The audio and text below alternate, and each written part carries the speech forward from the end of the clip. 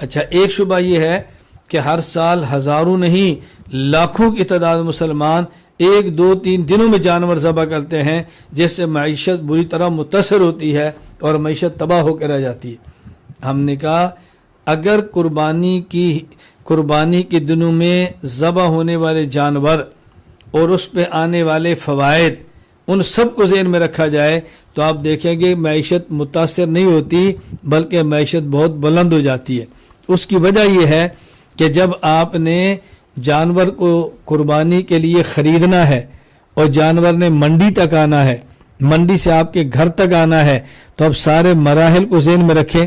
Number 1، جب لاکھوں جانور پالنے ہیں تو ان لاکھوں جانوروں کو پالنے کے لیے کم از کم ہزاروں بندے آپ کو رکھنے پڑیں گے جن کو روزگار ملے گا۔ نمبر 2، جب جانور پالنے ہیں تو جانور کے لیے آپ کو چارہ خریدنا پڑے گا۔ جب چارہ خریدنا ہے تو بے چارہ بونا بھی پڑے گا، کاشت کرنا پڑے گا، اور جب آپ نے چارہ کاشت کرنا ہے تو آپ کو نہر بھی چاہیے، آپ کو پانی بھی چاہیے، آپ کو زمین بھی ٹھیک کرنی ہے، زمین کو ٹھیک کرنے کے لیے بندے بھی رکھنے ہیں، پھر اس چارے کو شہر تک پہنچانے کے لیے آپ کو مشینری بھی چاہیے، آپ کو مزدور بھی چاہیے۔ تو کس قدر معاشی نظام اس سے مستحکم ہوتا ہے۔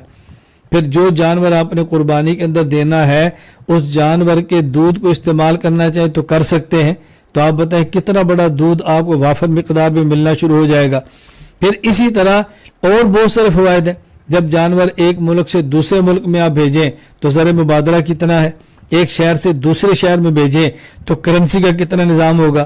پھر جانوروں کو ذبح کرنے کے لیے قربانی کے دن آپ کو قصاب چاہیے، ان کی مزدوری ہوگی، 7 مزدور چاہیے، ان کی اجرت ہوگی، پھر ذبح کرنے کے لیے آلات چاہیے تو فیکٹریاں چلیں گی، اس کی یعنی اس قدر فوائد ہیں کہ جس کا کوئی اندازہ نہیں ہے۔ محض اور محض اعتراض اور کچھ بھی نہیں ہے۔ جانور ذبح ہو گیا، پھر آپ نے اگر قیمہ کر کے کھانا ہے تو آپ کو مشینیں چاہیے، اور اگر آپ نے گوشت پکانا ہے تو آپ کو مسالے چاہیے، اگر آپ نے گوشت غریبوں میں تقسیم کرنا ہے تو آپ کو شاپر چاہیے۔ آپ بتائیں کیا کچھ آپ کو چاہیے ہوگا۔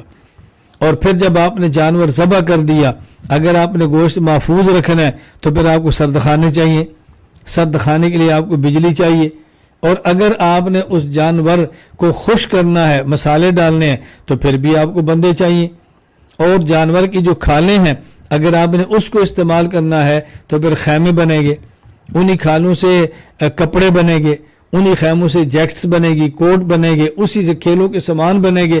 تو آپ اندازہ کر سکتے ہیں کہ صرف 1-2 دن کے لاکھوں اور کروڑوں جانوروں کے ذبح ہونے سے کس قدر معیشت کا نظام مستحکم ہوتا ہے۔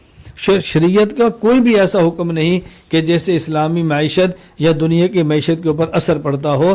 بس اللہ تعالیٰ بات سمجھنے کی توفیق عطا فرما دے۔